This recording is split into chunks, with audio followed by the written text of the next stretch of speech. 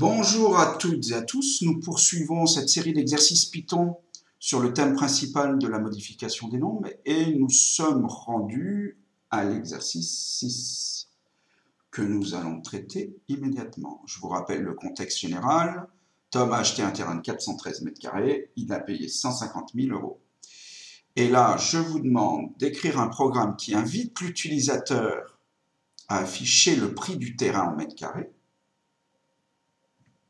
Le prix, par exemple, le prix qui est pratiqué dans les Yvelines, imaginons, et qui calcule le nouveau prix du terrain pour savoir si c'est fait avoir ou pas. Je repars du code précédent, de l'exercice 5. J'ai un petit peu actualisé le visuel de mon notebook Jupyter. Je vais créer une cellule supplémentaire parce que c'est dans cette cellule que je vais inviter l'utilisateur à rentrer le prix au mètre carré. Donc je vais continuer d'utiliser la même variable, mais elle aura donc une utilisation différente que lors des exercices précédents. Et donc j'invite mon utilisateur, à l'aide de la fonction input, à rentrer le prix. Alors, bon là, il faut quand même que je fasse un petit effort de mise en page. Donc, je pourrais mettre quel est le prix, mais là, c'est parlant. Et si je fais tourner cette portion de code, ça ne va pas aller si l'utilisateur rentre un nombre. Et selon toute vraisemblance, il va rentrer un nombre. Et comme on n'est pas absolument sûr qu'il va mettre en plus un entier, donc on va convertir l'entrée en un... Ah, c'est pas là que je voulais le mettre. En un float, donc je procède comme suit. Je convertis la valeur que va rentrer l'utilisateur à l'aide de la fonction float.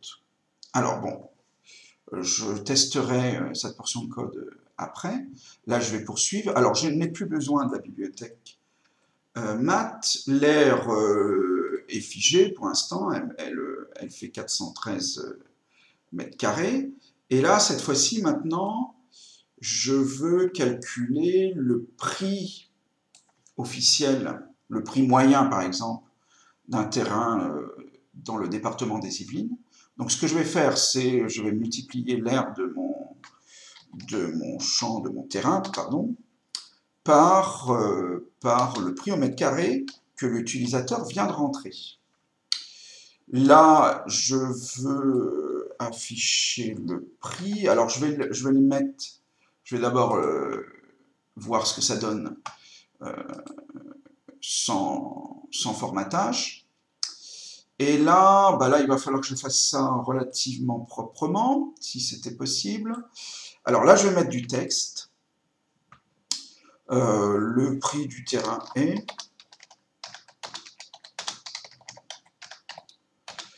Et deux points, je vais essayer d'anticiper les espaces.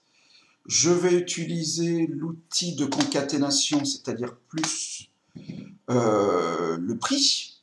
Sauf que bah là, je ne vais quand même pas m'embarrasser. Je vais l'arrondir, mais je vais utiliser la fonction round que nous avons utilisée précédemment. Mais si je fais ça, vu que je concatène des chaînes de caractères, il va y avoir un message d'erreur. Donc il faut que je convertisse ce nombre en chaîne de caractères. Pour ce faire, je vais utiliser la fonction str. Voilà, donc là, je n'aurai pas d'erreur liée à la concaténation des chaînes de caractères. Et puis, il faut que je mette euro. Euro.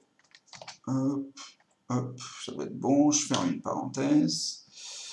Voilà, bon, bah, on va tester en partant d'ici. On va tester ce programme. Alors là, il est au 1. Je vais redémarrer. Toutes les cellules en allant dans le menu kernel, restart and run all. Alors là, je vais vider toutes les cellules, et comme ça, on va partir dans de bonnes conditions. Bon, bah, je démarre. Donc là, vous voyez, on m'invite à rentrer un prix. Bah, je vais mettre le prix moyen actuel, c'est-à-dire de 371 € au mètre carré. J'appuie sur la touche Entrée, ça valide.